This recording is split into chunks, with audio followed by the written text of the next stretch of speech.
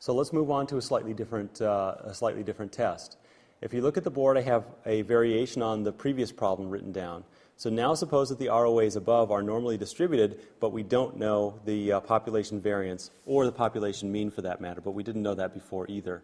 So our sample mean is 13.89% as before, and we have to estimate the population variance using the sample variance, and when I do that, I get that is equal to 0.019.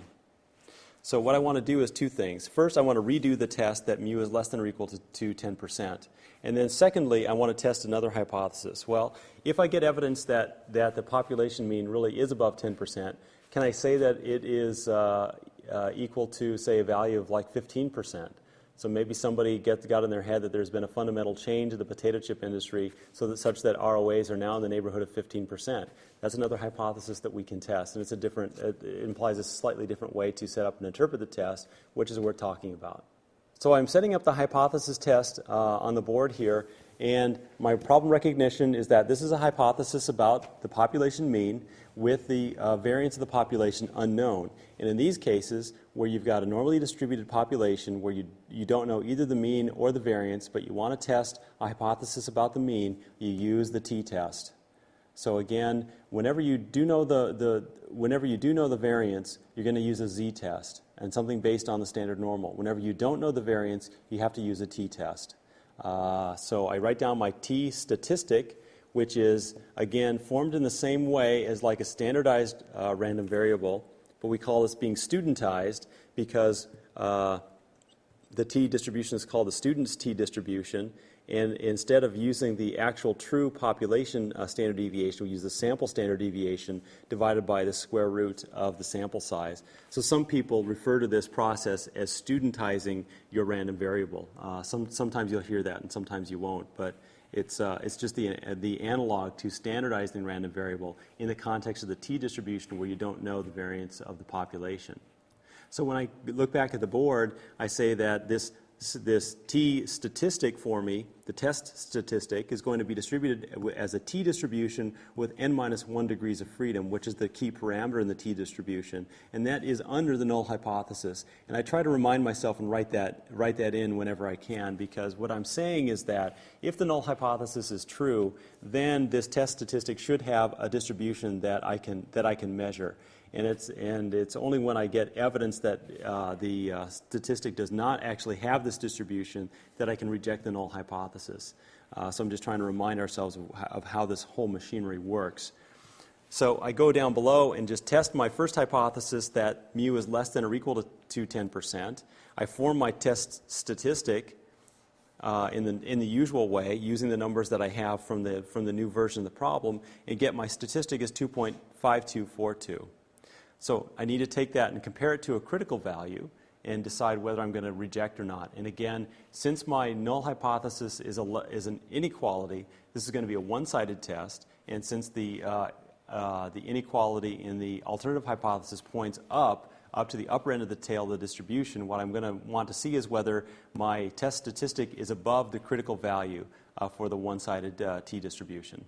So I look up my critical value. I have t of 0.01% or 0.01 or 1% in the tail and 79 degrees of freedom, and that's approximately 2.374. And I say approximately because my t-table does not give me for 80 degrees, only gives me for 80 degrees of freedom, and the increment is small, so I'm going to use this 80 degrees of freedom as my cutoff and say it's an approximate critical value.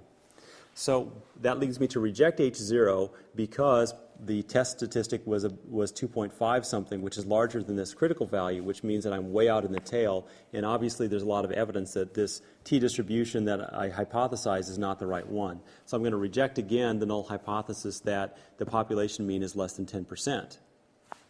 Let's consider the new test that my mu is equal to 0.15. That becomes my null hypothesis. Of course, that implies that the alternative hypothesis is that the population mean is not equal to 15%. And now, since there's an equal sign in the null hypothesis, we know that that's a two-sided test. And just to make things different, let's use an alpha level, a level of significance of 0.05.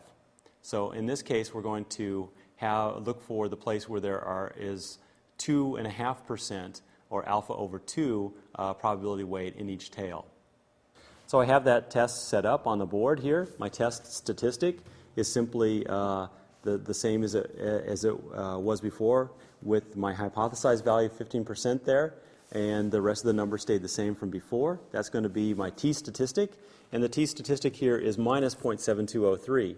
Now, my critical value with 0.025% probability weights in each tail and 79 degrees of freedom is approximately plus or minus 1.990. And I say plus or minus because the t distribution, like the normal, is symmetric. So that's a nice feature of it.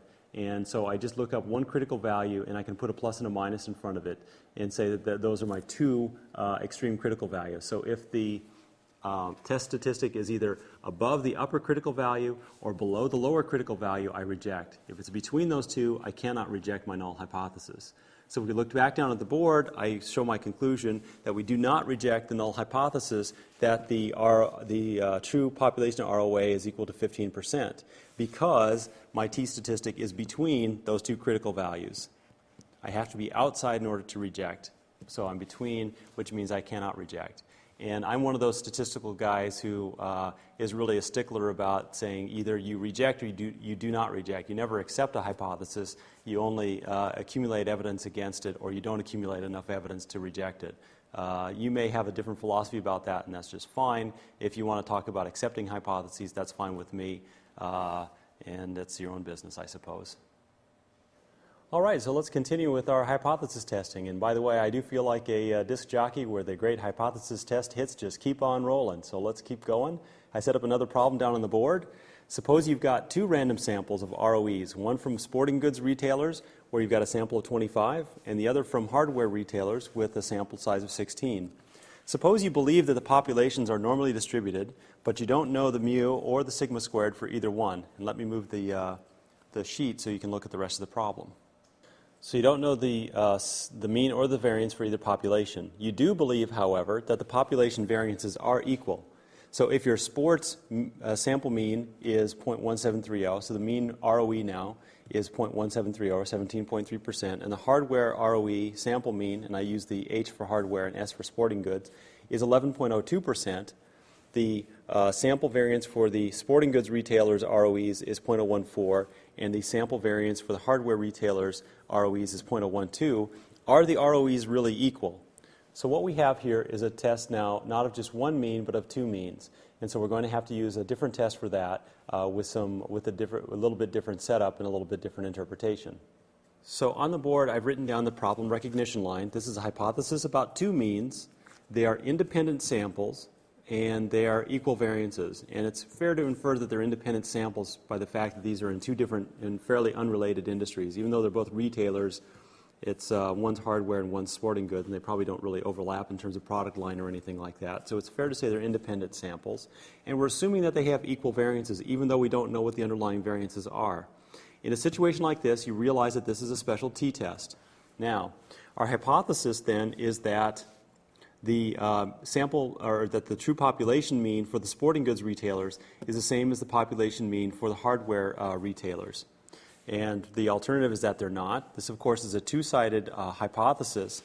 And we can leave it like that, but we have to realize that the null hypothesis is more appropriately expressed in this case in terms of a difference between the two population means. So I rewrite the null hypothesis down below as the population mean of the sporting goods retailers minus the population mean of the hardware retailers equals 0, and that actually gives us a number that we can compare to.